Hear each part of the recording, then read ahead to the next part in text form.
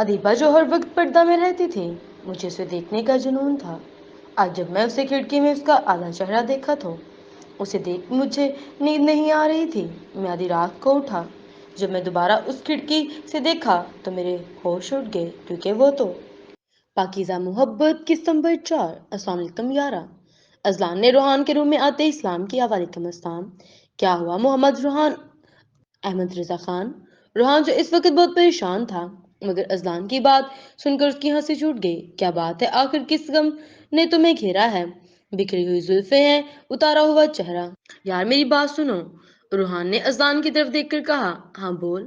ازلان اب سنجیدہ ہو گیا تھا۔ یار مجھے اس کو دیکھنا ہے۔ کس کو؟ ازلان چونک کر کہا، کیونکہ اس نے بات ہی ایسی کہی تھی۔ ادیبہ، ادیبہ سلیمان کو۔ اس نے آہستہ آواز میں ادیبہ کا نام لیا۔ تو پاگل ہو گیا ہے، وہ پردہ کرتی ہے۔ یار میں تھوڑی کچھ کہہ رہا ہوں، صرف دیکھنا ہے اسے اور کچھ نہیں۔ تجھے جو کرنا ہے کر، مگر میں اس غلط کام میں تیرا ساتھ نہیں دوں گا۔ وہ باپردہ لڑکی ہے، ایسی لڑکیوں کی طرف نگاہ اٹھتی نہیں ہے، خود ہی جھک جاتی ہے۔ ازلان کے لہجے میں احترام تھا۔ روحان کو بھی شاید اپنی غلطی کا احساس ہو گیا تھا۔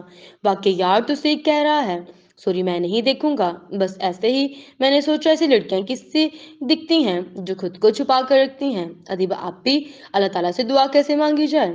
ہمنا نے ادیبہ سے پوچھا۔ دیکھو ہمنا، دعا مانگنے کا مطلب یہ نہیں کہ کسی الفاظ کو رٹ لیا جائے، بلکہ دعا تو دل کی آواز کو کہتے ہیں۔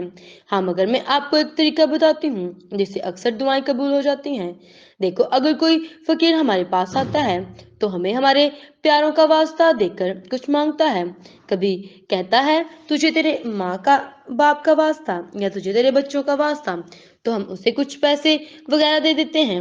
اسی طرح ہم بھی غریب بن کر اللہ پاک کی بارگاہ میں آتے ہیں۔ اللہ پاک تو ویسے بھی اولاد اور ماں باپ سے پاک ہیں۔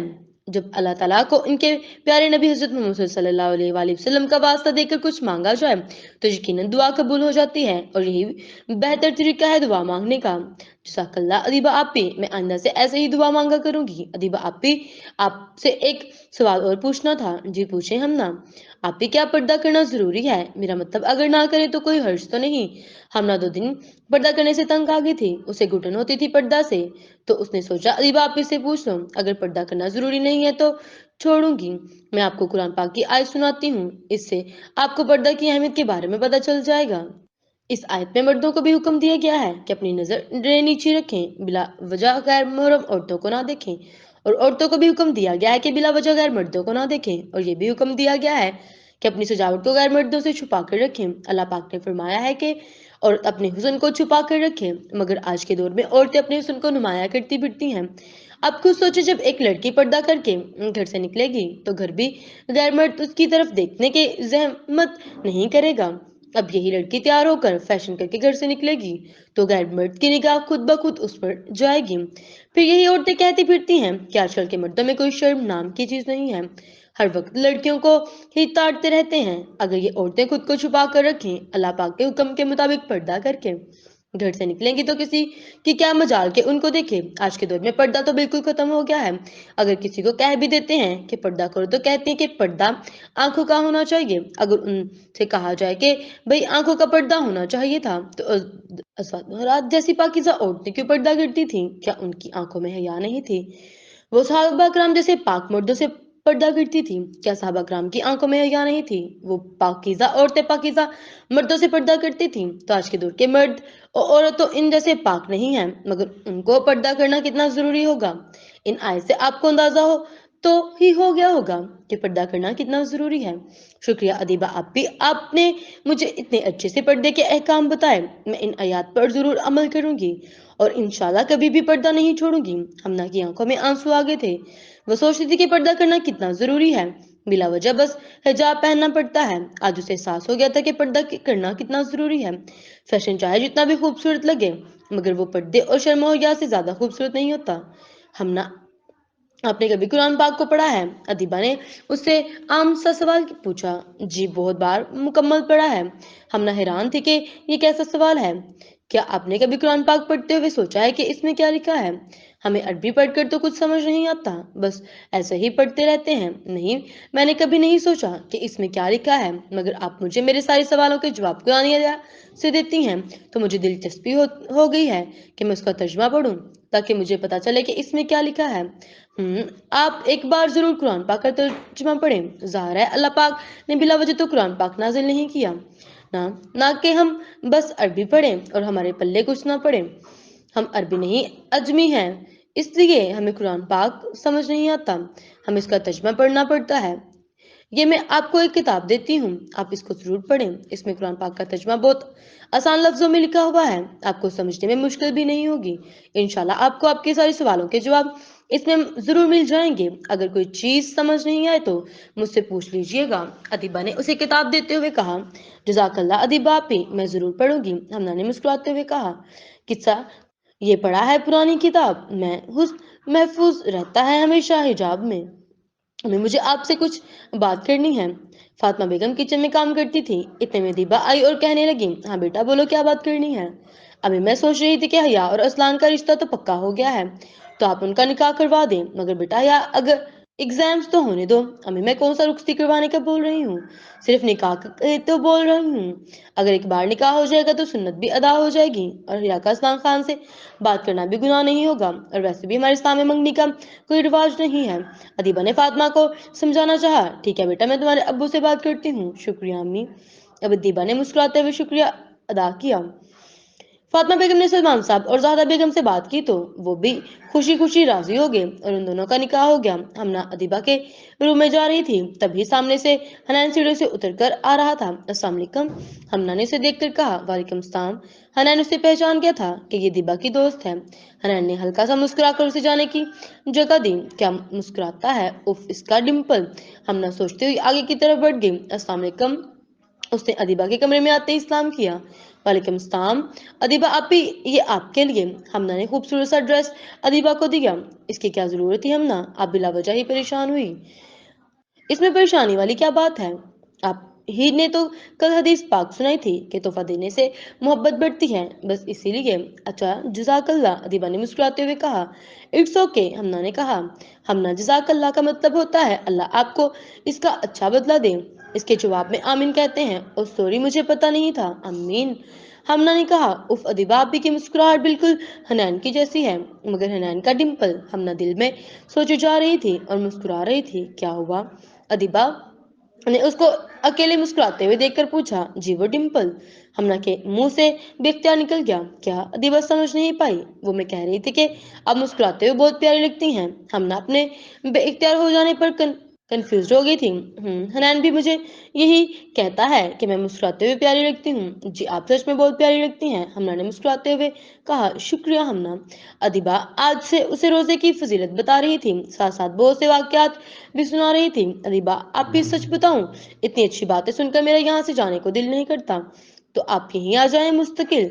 अदीबा ने मोहब्बत से कहा। अरे मैं भी तो यही चाहती हूँ। हमना ने दिल में सोचा, आपका जब दिल चाहे आप आ जाए करें।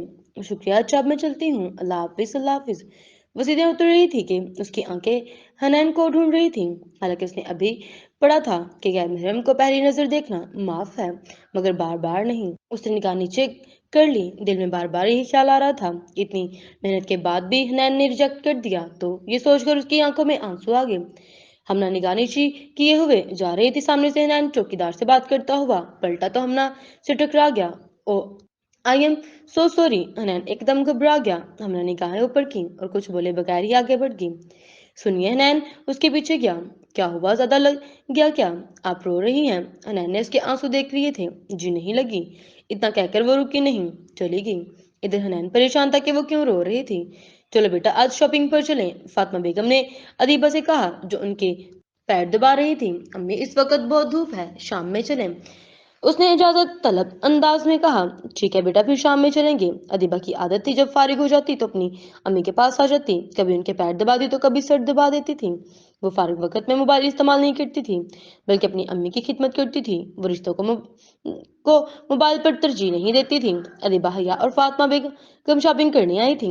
मॉल पहुंचकर उन्होंने अदीबा के लिए अबाया लिया और उसके मना करने के बावजूद कुछ ज्वेलरी वगैरह भी ले ली। कुछ देर शॉपिंग करने के बाद अदीबा को चक्कर आने लगे तो वो साइड बेंच पर बैठ गई और दुरूद शरीफ का वर्ड करने लगी। सामने रूहान और जलान भी शॉपिंग कर रहे थे। उन्होंने हया और फातिमा बेगम को देखा तो सलाम करने के लिए आगे बढ़े। अचानक रूहान की नजर अदीबा पर गई। उसने मुकम्मल नकाब किया हुआ था। ये अदीबा सुलेमान है, उसने खुद से सवाल किया। हाँ, यही है वो जो उस दिन हया के साथ थी। उसने खुद को उसके पास जाने से बाज रखना चाहा, मगर उसकी आवाज सुनने की नीयत से उसके पास चला गया। अजलान फातिमा बेगम और हया से बातें कर रहा था। अस्सलाम वालेकुम अदीबा जी। उसने अदीबा के पास जाते ही सलाम किया। अदीबा ने अपने करीब अनजान आवाज सुनी तो डर गई। नजर उठाना भी चाहा तो नहीं उठा पाई। उसने दिल में सलाम का जवाब दिया। आप तो काफी दीनदार हैं, तो सलाम का जवाब देना हर मुसलमान पर वाजिब है, ये भी पता होगा। सलाम का जवाब गैर महरम को तेज आवाज में देना जरूरी नहीं है। रूहान को पीछे से हया की आवाज आई तो वो मुड़ा। हया तुम? मैं तो वैसे ही सलाम करने आया था। रूहान हया के आने पर घबरा गया था। चलो रूहान चले। अच्छा आंटी, हम चलते हैं, फिर मुलाकात होगी। अजलान उसे लेकर माल से निकल गया था। रूहान तो क्या कर रहा था? तुझे कितनी मर्तबा कहा है अदीबा से दूर रहा करो। अजलान ने गुस्से से कहा। यार, मैंने तो बस सलाम ही किया था, इसमें इतनी बड़ी क्या बात थी? वो अपनी गलती मानने को तैयार ही नहीं था। दूसरी 4 लड़कियां हैं तो उनसे बात कर लिया कर, क्यों इस पारसा औरत के पीछे पड़ा है? अच्छा तो एक बात बता, तूने इसकी तरफ देखा? अजलान ने मौजू सेट कर बात की। नहीं यार, अच्छा नहीं लग रहा था मुझे। अच्छा नहीं लग रहा था वो बात अलग है, मगर रूहान, जब तक एक औरत खुद ना चाहे तब तक मर्द अपनी हदूद पार नहीं कर सकता। और दूसरी बात, वो इतनी पाकीज़ा है और उसने खुद को अच्छे से कवर कर रखा है। उसकी तरफ निगाह नहीं उठती बल्कि झुक जाती है। वाकई यार, तू सही कह रहा है, मुझे ऐसा नहीं करना चाहिए था। वो वाकई शर्मिंदा हो गया था। रूहान घर पर आया था तब से बेसुकून था। उसका दिल बार बार उसे दीवा को देखने पर उकसा रहा था। वो बाहर बालकनी में गया और सिगरेट पीने लगा कि शायद उसको सुकून मिल जाए। वो लड़की क्यों मेरे जहन पर सवार हो गई है? वो सिगरेट की कश लगाता हुआ खुद से सवाल कर रहा था। ऐसा भी क्या है उसमें जो वो खुद को इतना कवर करके रखती है? रूहान को भी अभी तक ये बात ठटक रही थी। कोई इस जमाने में भी इतना बबड़ता हो सकता है? क्योंकि वो जिस सोसाइटी में पला बढ़ा था वहां की लड़कियां बहुत ज्यादा मॉडर्न थी, इसलिए अदीबा का पर्दे में रहना उसे अजीब लग रहा था। अब उसका सबर जवाब दे गया था। वो कमरे में आया और अपनी जैकेट और मोबाइल उठाया और घर से बाहर निकल गया। रात के 2 बज रहे थे। वो सुलेमान रजा हाउस के बाहर खड़ा था। चौकीदार सोया हुआ था। उसने उस बात का फायदा उठाकर दीवार से छलांग लगाई और जिस खिड़की से उसे दीबा नजर आई थी उसके नीचे जाकर खड़ा हो गया। ये तो ऊपर है, अब कैसे चढ़ूं? वो दिल में सोच रहा था कि उसे साइड में एक पाइप नजर आया जो कि दीवार के साथ लगा हुआ था। वो पाइप की मदद से खिड़की तक पहुंच गया। खिड़की नीम आधी आधी खुली हुई थी। रूहान ने अंदर झांका। अदीबा तहज्जुद की नमाज पढ़ रही थी। अदीबा की पीठ उसकी तरफ थी। यार, जरा सा पलट जाओ, देख लूं थोड़ा सा। उसे डर था कि कहीं कोई आना आ जाए। अदीबा ने जैसे ही साम फिरा तो रूहान को उसका आधा चेहरा नजर आया। वो हैरान हो गया था। उसका चेहरा देखकर, इतना हसीन चेहरा, इतनी खूबसूरत आंखें जिनमें अलग ही चमक थी, शफाफ और गोरा रंग, गुलाबी हिलते हुए होंठ और उसके चेहरे पर नूर ही नूर था। क्या हुस्न था कि आंखों से देखा 1000 बार फिर भी नजर को हसरत दीदार रह गई। रूहान को देखता हुआ कहीं खोसा गया था। या अल्लाह पाक, उसे मेरा बना दो। उसके लब से बेख्तियार दुआ निकली थी। अब उसे एहसास हुआ था कि उसने कितना बड़ा गुनाह किया है। या अल्लाह, मैंने कितना बड़ा गुनाह कर दिया। उसको देखकर आई एम सॉरी अल्लाह ताला। दिल ही दिल में वो अल्लाह पाक से मुखातिब हुआ और वहां से नीचे छलांग लगा दी और अपने घर आ गया। रात भर वो सो नहीं सका। उसने बेड क्राउन से टेक लगाया और आंखें बंद की तो वो पाकीज़ा चेहरा उसकी आंखों में आ गया। न जाने क्या कशिश है उसकी मदहोश आंखों में। नजरअंदाज जितना भी करूं, नजर उस पर ही रहती है, जारी है।